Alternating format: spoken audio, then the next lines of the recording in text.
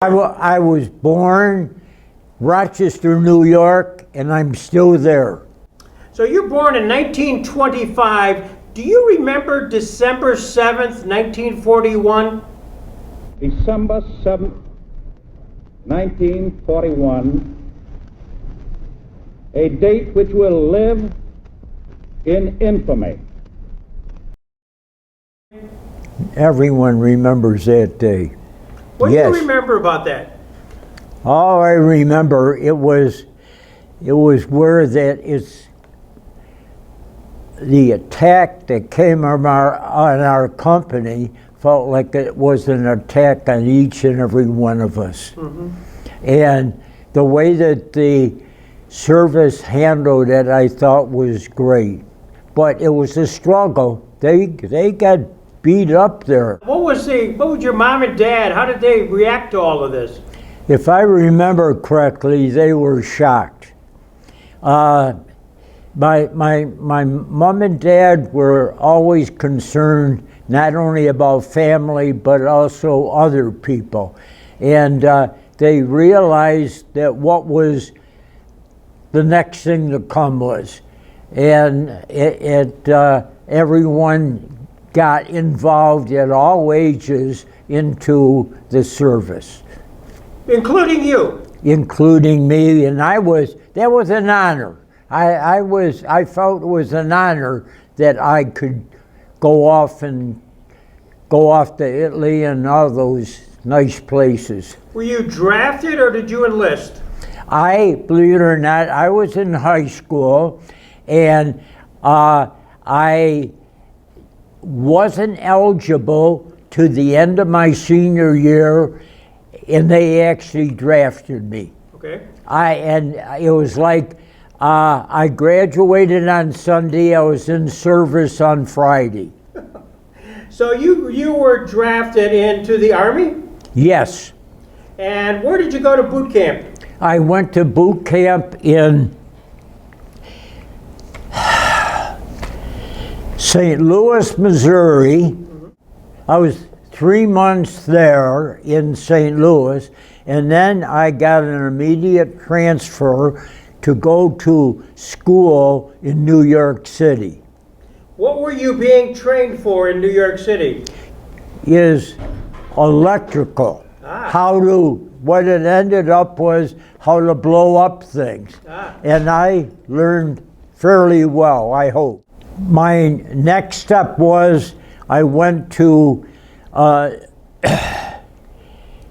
where did I go? Virginia, and I was shipped overseas over to, we were supposed to go to Africa, but unfortunately the boat I was on, lucky or unlucky, broke down, and I didn't make after Africa, but I did get into Italy immediately. U-boats were a major problem. We were blessed to have the U.S. submarines and always at our side. So you had a fleet. You were going with a fleet over. I went with the fleet. I did. Yep. Remember the boat you were on? Remember that? Cristobal. Okay. And what kind of ship was that? It was originally a banana boat. And they converted it for service people. Yep. And it was enjoyable. I'll tell you, the best part that we had was good food on the boat. We originally were supposed to stop at Africa and then go up, but we got delayed, and because of the delay, but I'll tell you, our landing was perfect, mainly because of the support of the U.S. troops. Was there any, at that point, German resistance when you were landing on Naples, or had that been cleared up? That had cleared up. It was the Germans were, at that time, they were off on the other side of the Mediterranean. Did we get to see some of them? Yes, we did. but we're not in hand-to-hand combat with them. But we were always shooting and keeping our distance to keep them away from us. And then things in Europe opened up, and the Germans, like, automatically, most of them, not all, moved out. So you're working your way through, you're in the Italian campaign, you're working your way from Naples north. Yep, our major effort was to assist the airport. We built and runways, etc., for the heroes of the war, which were the fighting Air Force people. They were amazing people. Did you have a chance to interface at all with the pilots? They'd come into the base, which you were building. Did you interface with them at all? Did you talk to them? Occasionally, yes, because, well, especially if one of them had trouble. But we also, to tell you, with this wild war going on, we also played baseball against them. No kidding. And they beat us, I hate to tell you that. So what was your position? Mine, I always liked to play shortstop or third base. Well, the best athlete in the field is always the shortstop.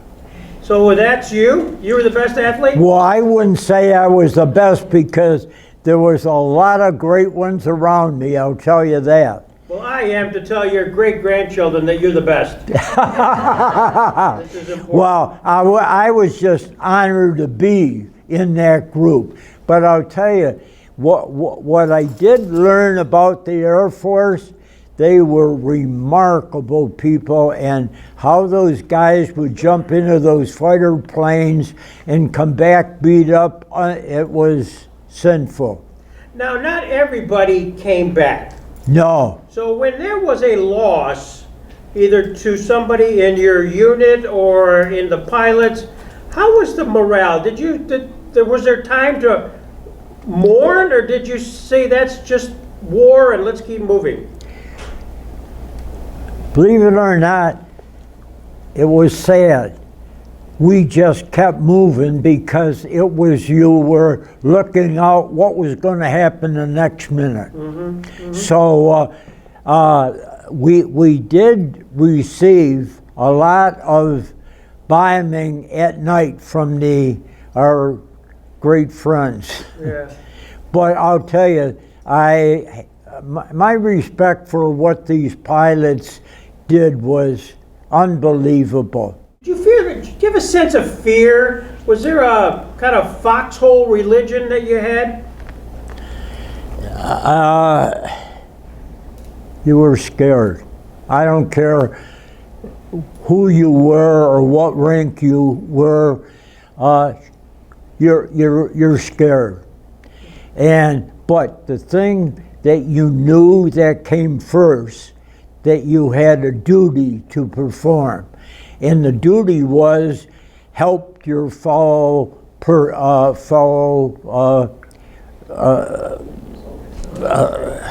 service people. And I was with a very small unit, and we were all so tight together, it was unbelievable. They were just great. I was with a unit where that as we were going up, I was with a machine gun unit, and our unit was to make sure that things were going to be clear for the rest of them. I was with the 1006 Aviation Engineers. That was my official title of our group, and a super group of guys. Everybody seemed like held hands together. The mail service was, I would think, pretty good. We didn't get mail very often, but when we did, it was a blessing. You may get like 2, 3, 4, or what from your family. The emotion was always how much they loved me and wanted me to get back home. Right. And I'll tell you, I was blessed with my family, my mom and dad, I had one sister. Unbelievable. I only got up to a little beyond Naples, and it was like that's when everything broke loose up in Europe. Mm-hmm. So the Germans, they pulled out because it was saving their own soldiers up in that area. It was a lucky time that I was there. Well, they knew you were coming. That's why they were running. Well, I don't know but yes, the Germans were on the run. Yep. Did you have a chance to get any liberty time and to go out into the Italian community to meet any of the natives? After all of the excitement broke, yes, we did. In fact, I'll tell you, the service even arranged that they had special flights for us to go to Rome and visit the Pope, and it was a super arrangement they had. We lived at the I was going to say Pope's Castle. What do you call? Well, wherever the building he was in, so were we. Did you meet him? As he drove by in his car, I waved. He said, "Hey, Metzger, how are you?" Yay! He didn't know me from beans, but he always made the way that things were arranged. They made you feel at home, which was in our. How did they treat you as a serviceman? We were like kings.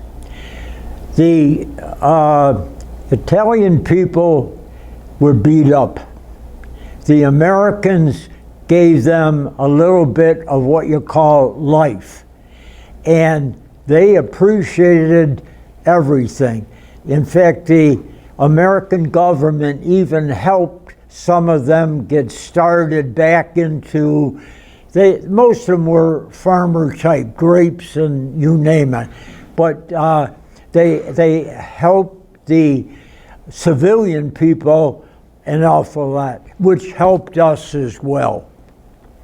I'm not going to ask you in front of all of your children whether there was any other interactions with any of the Italian people. So I'm not going to ask that question. Not appropriate to ask it for this audience. Okay. Well, I didn't have any other than with the service people. Mainly, I'll tell you, it was difficult. But I'll tell you the thing that happened with what those poor Italian people had all gone through.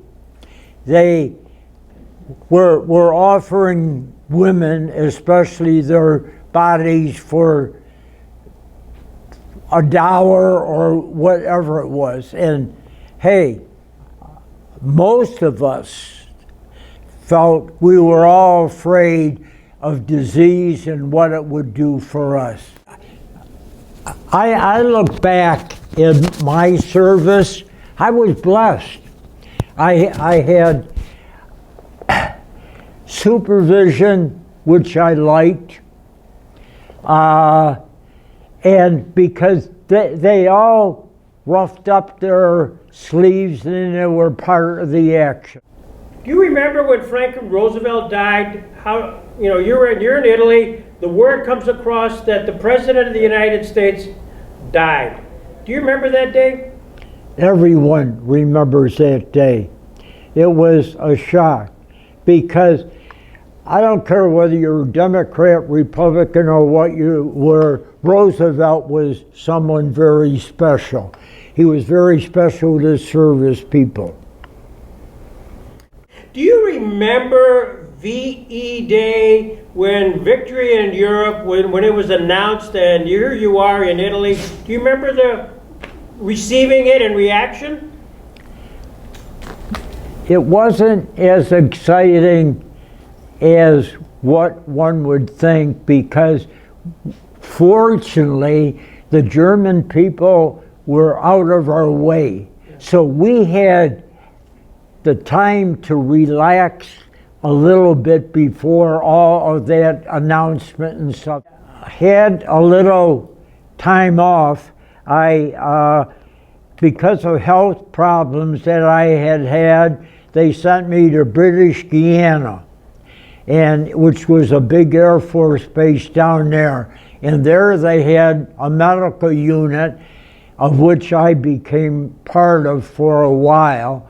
But I was in recuperation there for like, I don't know, 2.5, 3 months. But, you know, people talk about what service does for you. I can't complain, because they went overboard for everything that I think about. And then did you come back to the United States? I went back to Fort Moyer. Yes, we stayed there a short time, and then I was transferred to, where was I transferred to? Oh, up north to, rats. It was the Air Force Base by Albany. Mm-hmm. And I was discharged maybe a month later. And then you go back to Rochester. And then I was back home to my super family. So you walk in the door day one, and they hadn't seen you in a long time. What was the reaction like? Heaven. I asked the question, you're in the service, you're with a group of people for a significant period of time. Was there anything humorous, anything unusual? Normally you think of the service, Army as very sober, focused. Was there anything funny that happened to either to you or to your fellow serviceman that you'd say, Greg, you're not going to believe this? Well, there was too many things that happened when in the combat time, because you didn't believe anything, period. Everything was so unusual. By the way, nicknamed the Kid. The Kid? That's because I was the youngest. Well, Babe Ruth referred to all of his friends, all the great baseball players that he played with, as the Kid. So I can see why you got that name also. Your baseball prowess. As the war was winding down, the biggest thrills we had was playing baseball against the Air Force and trying to beat them. They had more power than we. They had more people than we. But those guys were unbelievable. And for the duty they had, I can't say enough for it. The motorcycle story. Yeah. All right, now we're talking. All right. We ended up, I won't say we stole one, but we ended up with a motorcycle, American motorcycle. And all of us thought we were hot shots, including me, and you would jump on, you'd think you knew how to operate it. Well, to make a long story short, I took it one day, and the next thing I knew, I was out in the field hospital. I had missed something. But the motorcycle went one way and I went the other. But hey, those are things that you look back and you can now laugh at, but I wasn't laughing at the time. So tell me, how did your commanding officer, what did he say when you had to explain all this, that you were injured and not the line of duty? How about your My commanding officer was not as commanding as he should be. It was my lieutenant was the one that kind of chewed me down and told me what life was all about. So I learned a lot from not only the accident, but also from the discipline that I received after it. Well, let's talk, well, before that, what kind of discipline did you get? The discipline I got was more duty. KP duty or?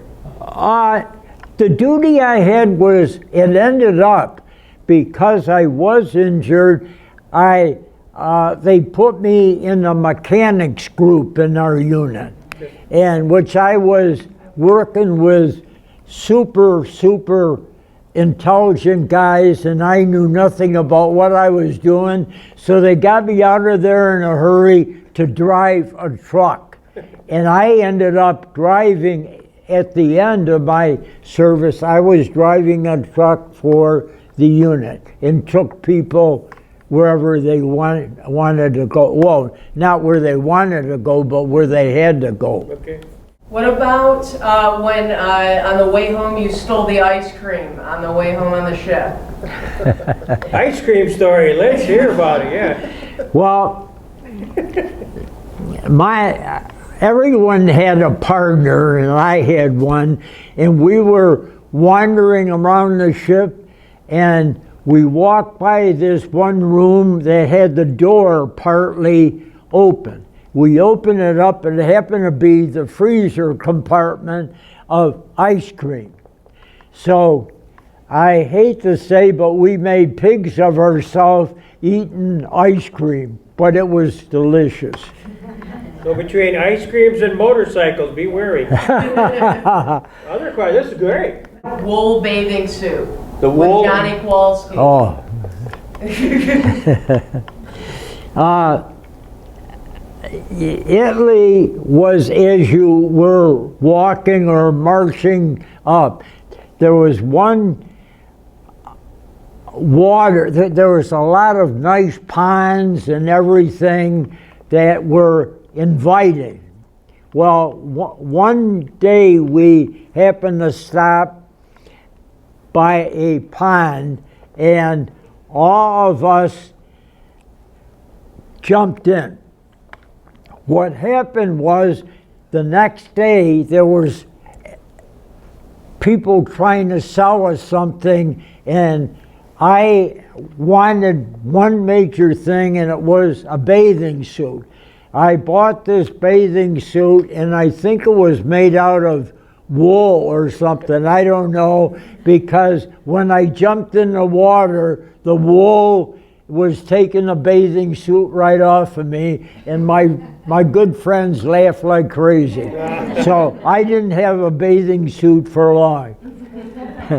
That's a great story. We got that. Yeah. Oh, we thought we were kings, because we had this German motorcycle with a sidecar, so here we are riding around like this until our officer decided that that was not the right thing to do.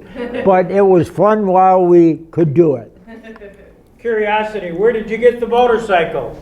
It was German. We, on our way up, it got in their way and we took it. Abandoned, got it. In fact, we ended up with a fair amount of German trucks and whatever. They had to leave things in a hurry, and we confiscated whatever was behind. Did you bring home any souvenirs? Believe it or not, I did. When I flew from British Guiana back to the States, my bag disappeared. And when it did, I had also purchased things in British Guiana for my family. They took just the good stuff. Customs. But so I ended up, when I came home, I was embarrassed because all the things that I thought I was going to surprise them with were gone. What's the question we should be asking you that we have not asked you yet? What is that? I don't know. What's that? I have a great respect for the people in service that I was with, and also those who were in leadership, because things went very well for me. I am the last living member of the crew that I was with overseas. And on that note, we better end. Thank you very much. This is great. Thank you so much. You made the interview easy. Thank you.